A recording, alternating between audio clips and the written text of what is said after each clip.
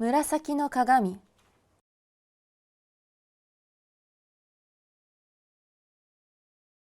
夜爪を切ると親の死に目に会えない。電気のなかった時代、薄暗いろうそくの明かりの下で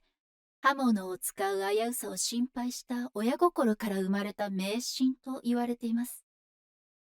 今となってはその迷信を信じる人間は少ないでしょう。しかし、現在あなたのいる場所が閉鎖的で限られた時代だとしたら、後の人間がそんな迷信を信じる奴はいないと笑い飛ばすようなことを今のあなたは信じているかもしれませんよ。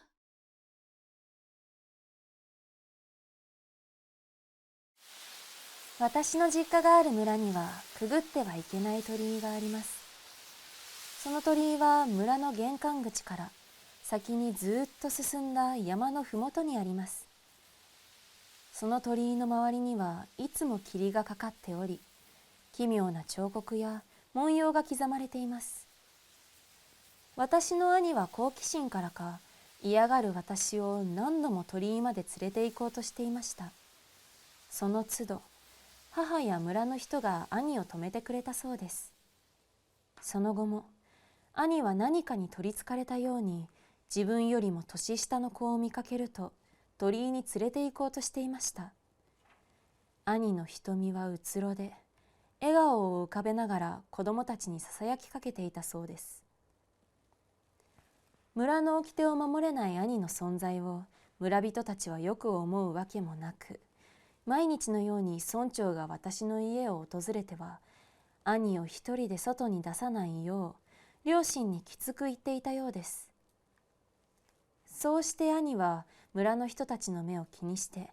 部屋に閉じこもるようになりました。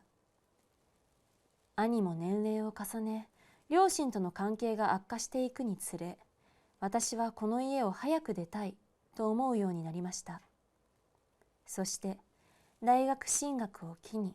一人暮らしを始めました。私は大学時代に出会った男性と卒業と同時に結婚し、すぐに子供を授かりました。兄のことがあり、実家に行くことを拒否していた私ですが、夫の説得もあり、娘が生まれて初めての正月に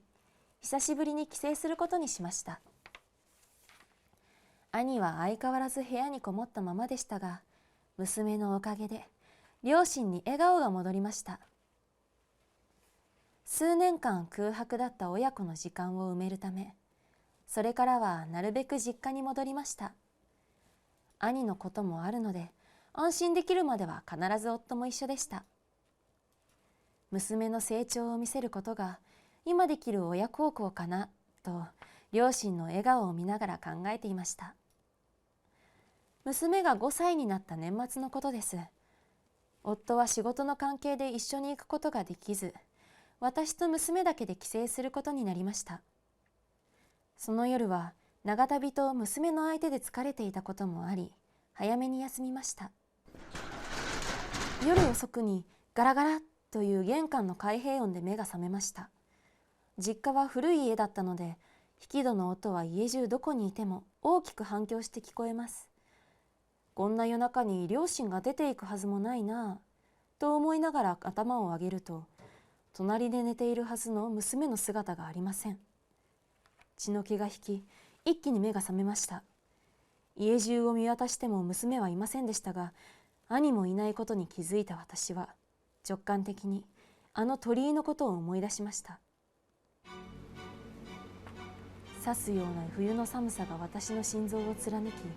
坂を急いで駆け上がり呼吸が乱れました。はあ、はあ、夫がいないのに油断してしまった。赤い鳥居の形が姿を現した時、兄が嫌がる娘の手を引き、鳥居をくぐらせようとしているのが見えました。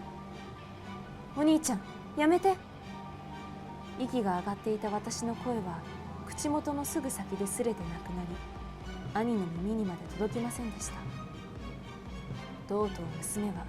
私が見てる前で鳥居をくぐってしまいました。しかし何も起きませんでした。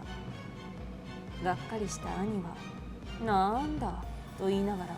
自ら鳥居を何度もくぐってみせました。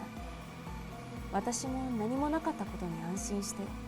ヘタヘタとその場に座り込んでしまいました。そんな私を見て兄がヘラヘラと笑いながら鳥居に背を向けた時、兄の背中から真っ黒い人影がぬーっと分裂していくのが見えました。すると兄は意識がなくなったかのように体からすっと力が抜けて黒い人影に背中から引きずられ、そのまま夜の森に消えていきました。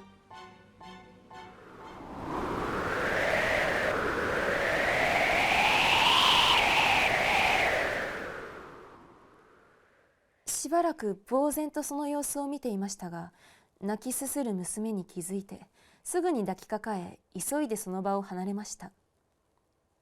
家に帰ると両親が明かりをつけて私たちの帰りを待っていました。